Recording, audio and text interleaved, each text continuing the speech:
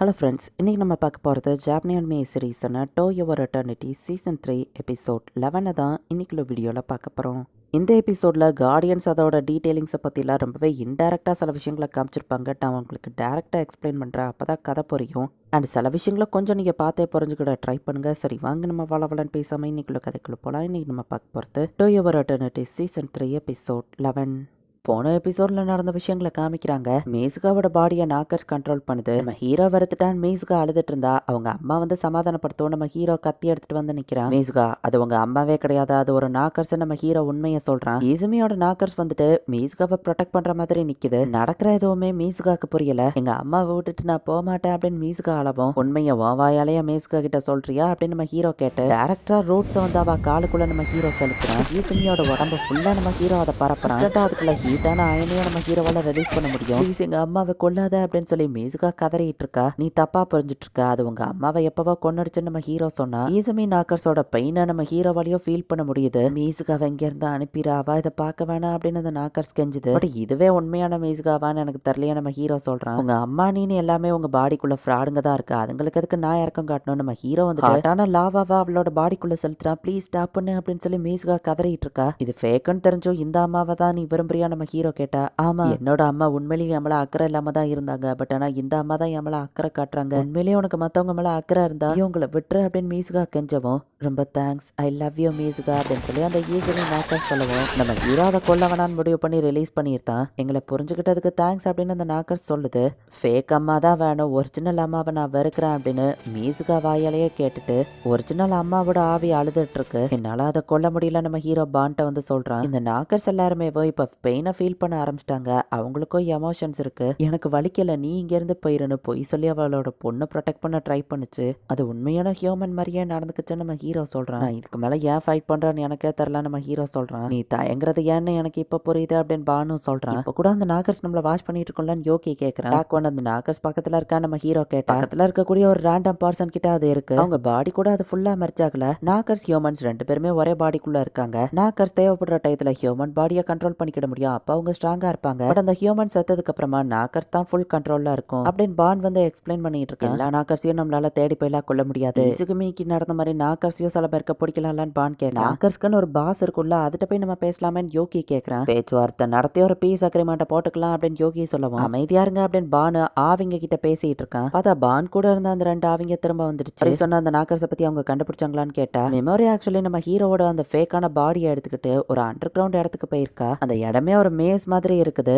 உலகம் ஃபுல்லா நம்ம ஹீரோ ரூட்ஸை பரப்பியிருப்பான். அதுல இருந்து தப்பிக்க ஒரு ஸ்டீல் டோருக்குள்ள மொத்த ஏரியாவையும் ஸ்டீலா ரெடி பண்ணி நாக்கர்ஸ்லாம் அதுக்குள்ளதான் இருக்காங்க. நம்ம ஹீரோவோட பாடியை கொண்டு போயிட்டு மெமரி கொடுக்குற. ஆக்சுவலி ஈசுமி தான் அந்த ரெண்டு அவங்களையும் தடுத்திருப்பா. ஏன்னா தன்னோட சொந்த பொண்ணு தான் அந்த நாக்கர்ஸ்கே லீடரா இருந்திருக்கா. கண்டிப்பா நம்ம ஹீரோவால மீசுகாவை கொல்ல முடியாது, மீசுகாவை ப்ரொடெக்ட் பண்ணணும் அவங்க அம்மா பண்ணதுதான் கரெக்ட் தான் இவங்க யோசிக்கிறாங்க. மெமரி மென்ஷன் பண்ண அந்த பர்சன் அது மீசுகா தானா நம்ம ஹீரோ புரிஞ்சுக்கிறான். தான் பாடிக்குள்ள இருக்கிற நாக்கர்ஸ் என்ன பண்ணுதுன்னு மீசுகாக்கே தெரியாது. மீசுகாவை தப்பு சொல்ல முடியாது அப்படின்னு பான் சொல்றான். மீசுகாவோட பாடிக்குள்ளேயே ஃபைனல் பாஸ் இருக்குது அப்படின்னு யோகி கடுப்பாக்குறான். என்னால எதுவும் பண்ண முடியாது, நீ தாப்பா ஹெல்ப் பண்ணும் அப்படின்னு யோகி சொல்லவும். மீசுகாவை நீ காப்பாற்ற முடியாது, ரொம்ப லேட் ஆயிடுச்சு அப்படின்னு சொல்லி ஈசுமி சொல்றா. ஏன்னா மீசுகா நாக்கர்ஸ் கூட கோ எக்ஸிஸ்ட் ஆகணும் அப்படிங்கிற முடிவை எடுத்திருப்பா. அவங்க அம்மா வேணான்னு சொல்லிட்டு அந்த ஃபேக்கான அம்மாவை தான் மீசுகா செலக்ட் பண்ணிருக்கான்னு சொல்லவும். ஒரிஜினல் மெமரியா கொண்டு வந்த மாதிரி உண்மையான ஈசுமியவை நம்ம திரும்ப கொண்டு வரணும் அப்படின்னு சொல்லி யோகி கத்துறான். ஈசுமி நீங்களும் சாக ஆசைப்பட்டீங்களா நம்ம ஹீரோ கேட்கறான். சாக நினைச்சவங்களோட பாடியை மட்டும் தான் நாக்கர்ஸ் எடுக்குதுன்னு நம்ம ஹீரோ சொல்லவும். இப்ப ஈசுமியோட பிளாஷ்பேக் காமிக்கிறாங்க. சின்ன வயசுல இருந்தே அவ கார்டியன்ஸ்ல அவங்க அப்பா இருந்திருப்பாரு. இந்த வம்சாவளியில இருக்கிற எல்லாருமே டேலண்டடா தான் இருப்பாங்க. சோ இவ்வளவு டேலண்டடா தான் இருக்கிற அவளோட அப்பா வீட்டுக்குள்ள பார்த்தா நிறைய கல்ட் ஆளுங்களை வச்சிருக்காங்க. இது என்ன கல்ட்டுன்னு கேட்கவும் திரும்பவும் ஸ்கூல்ல ஒண்ணு இதை வச்சு கலாச்சிருக்காங்க. அதான் கோவமா இருக்கியான்னு அவங்க அப்பா கேட்கிறாரு. எப்பதான் அந்த கல்ட்டு விஷயங்களை விட போறீங்கன்னு கேட்டா, ஹயசிங்கிற உன்னோட ஒரு பாட்டி தான் இதை கண்டுபிடிச்சவங்க. நாக்கர்ஸ் நமக்கு பவர்ஸை கொடுக்கும் அப்படின்னு சொல்லவும் மத்தவங்க அதை ஹியூமனிட்டியோட எதிரின்ல சொல்றாங்கன்னு சொல்லவும் சவாலியா வந்துட்டு இருந்தது. குஹாக்குன்னு ஒருத்தர் கூட இருக்கும்போது அது பாரடைஸ்க்கு போயிடுச்சு. நம்ம டியூட்டியை நம்ம கண்டினியூ பண்ணணும், நீ தான் அடுத்த லீடரா இருக்க போறவா அப்படின்னு ஈசுமியா அவங்க அப்பா ஒரு லீடரா ஆக்கி விட்டுருக்காரு. எப்பவுமே பொண்ணுங்க மட்டும்தான் லீடரா இருக்காங்க. சோ அவளோட அம்மா இறந்ததுக்கு அப்புறமா இவ அடுத்த லீடரா இருக்கிறா. திடீர்னு கல்ட்டுல இருக்கிற ஒருத்தன் அவகிட்ட வந்து நல்லபடியா பேசுறான். இவனை தான் உனக்கு கல்யாணம் பண்ண போறோம், நீ அடுத்த லீடரை பெத்தெடுக்கணும்லன்னு அவங்க அப்பா சொல்லுவோம். அம்மா இப்பதான் இறந்து போயிருக்காங்க, அதுக்குள்ள எப்படி பேசுறீங்களேன்னு கடுப்பானா. நம்ம வம்சாவளி விட்டு போயிடக்கூடாதுல, 18வது ஜெனரேஷன் லீடரை நீ தான் பெத்தெடுக்கணும்னு அவங்க அப்பா சொல்றாரு. ஈசுமி அங்க இருந்து கடுப்பாகி ஓடி போயிருந்தா. அந்த கல்ட்டே வேண்டாம் அப்படின்னு முடிவு பண்றா. போய் லவ் பண்ணி குழந்தை படுத்துட்டு திரும்ப வீட்டுக்கு வரா. 18th ஜெனரேஷன் சக்சஸர் அப்படின்னு சொல்லி அவங்க அப்பா ஓடி வரவும் அவங்க அம்மா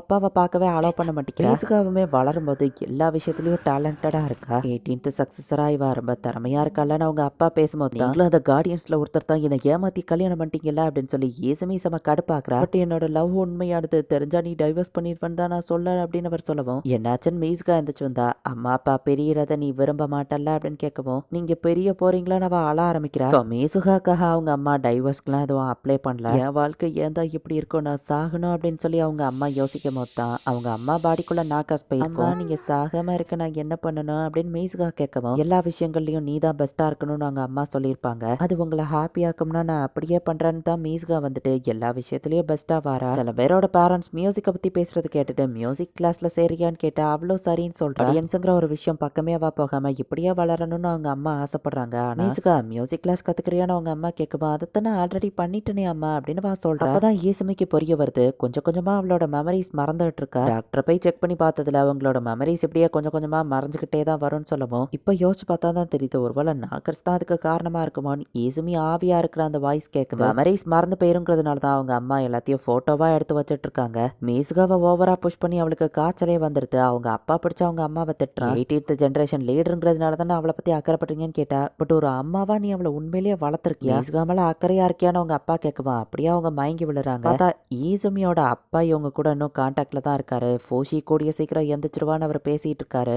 ஈசுமி எந்திரிச்சு பார்த்தா சுத்தி யாருமே இல்ல. பார்த்தா அது ஒன்றும் கனவு கிடையாது, உண்மையிலேயே அவங்க அப்பா வீட்டுக்கு தான் இவங்க வந்திருக்காங்க. அப்ப இது எல்லாத்தையும் நீங்க பிளான் பண்ணிருக்கீங்களா அப்படின்னு சொல்லி ஈசுமி அவங்க அப்பாவை அடிக்க போகவும் மீசுகாவோட நல்லதுக்காக நீ தானே இங்க வரணும்னு சொன்னேன்னு கேட்கவும் நானா அப்படி சொன்னேன்னு அவங்க அம்மாக்கு எதுவும் ஞாபகம் இல்லை. ஈசுமியோட மெமரிஸ் வந்து கொஞ்சம் கொஞ்சமா அழிஞ்சுக்கிட்டே வருது. அவங்க அம்மாவும் கார்டியன்ஸ்ல இருந்ததுனால அவங்களுமே நம்ம ஹீரோ ஃபோஷியை ரெக்கக்னைஸ் பண்றாங்க. என் பொண்ணு ஃபோஷியை லவ் பண்ண ஆரம்பிச்சிட்டாவா, கார்டியன்ஸ் பார்க்க போக கூடாதுன்னு அவங்க அம்மா கிளிப் எல்லாம் கொடுத்து ஏமாத்த ட்ரை பண்ண. கடைசியில மீசுகா கையாலேயே இறந்து போயிட்டேன். நான் உண்மையிலேயே ஒரு டாக்ஸிக் பேரண்ட்ல. ஈசுமி ஆவி கேட்கவும் ஒரு பாசமான அம்மாவா கார்டியன்ஸ் கூட எல்லாம் ஜாயின் பண்ணக்கூடாதுன்னு உண்மையிலேயே அவங்க ப்ரொடெக்ட் பண்ண தான் ட்ரை பண்ணியிருக்காங்க. ஆமா பிளாக் ஒன் ஃபுல்லா மெர்ஜான நாக்கர்ஸ் நமக்கு எந்த மாதிரின்னு கேட்கவும் அதுங்களே ஹியூமன்ஸ் மாதிரியே தான் வயசாகி இறந்து போகும் பிளாக் ஒன் சொல்லவும் 0406 என் கம்ப்யூட்டரோட பாஸ்வேர்டு, அதுல இருக்கிற போட்டோ எல்லாத்தையும் டெலீட் பண்ணிருங்கன்னு ஈசுமி சொல்லவும் நம்ம ஹீரோ கிட்ட பான் அதை சொல்றான். கம்ப்யூட்டர்னா என்னன்னு எனக்கு புரியல, பட் நான் ட்ரை பண்றேன் நம்ம ஹீரோ சொல்றான். ஈசுமி கிளம்பவோ பாரடைஸ்க்கு போறியான்னு பான் கேட்கறான். நீங்க வாழணும்னு ஆசைப்பட்ட அந்த ஃபேக்கை நான் கொள்றான் நம்ம ஹீரோ சொல்லவும் அதை கொள்ற அளவுக்கு உனக்கு தைரியம் இல்ல ஃபோஷி, தேவையில்லாம ட்ரை பண்ணாதான்னு சொல்லிட்டு வா கிளம்புறா. நம்ம ஹீரோ மனசு கஷ்டப்படக்கூடாதுன்னு தேங்க்ஸ் நான் யோசிக்கிறேன்னு வா சொல்லிட்டு போறான். பான் மாத்தி சொல்லியிருந்தான். ஹலோ மீசுகா அப்படின்னு சொல்லி மீசுகாவோட கை போயிட்டு எழுதுது. மீசுகாக்குள்ள இருக்கிற நாக்கர்ஸ் மீசுகா கிட்ட பேச ஆரம்பிக்குது. இந்த இடத்துல இந்த எபிசோட் முடியுது. ஸோ அந்த மீசுகாவுமே வந்துட்டு நாக்கர்ஸ் மேல நம்பிக்கை வர ஆரம்பிச்சிருச்சுங்கிறதுனால நாக்கர்ஸ் அவகிட்ட டைரக்டா கான்டாக்ட் பண்ண ஆரம்பிக்குது. ஸோ நாக்கர்ஸ் தான் மீசுகாவை கண்ட்ரோல் பண்ணி கார்டியன்ஸ்க்கு சப்போர்ட் பண்ண வச்சுட்டு இருந்தது. பட் இதுக்கப்புறம் மீசுகாவே டைரக்டா சப்போர்ட் பண்ண ஆரம்பிச்சிருவா போல. மீசுகாவோட அம்மாவனை ஈசுமி தான் இருக்கிறதுலயே பாவம். என்னதான் நடக்க போகுது நெக்ஸ்ட் எபிசோட் பார்த்து தெரிஞ்சுக்கோங்க. தேங்க்யூ ஃபார் வாட்சிங். Bye guys. நெக்ஸ்ட் எபிசோட்ல மீட் பண்ணலாம்.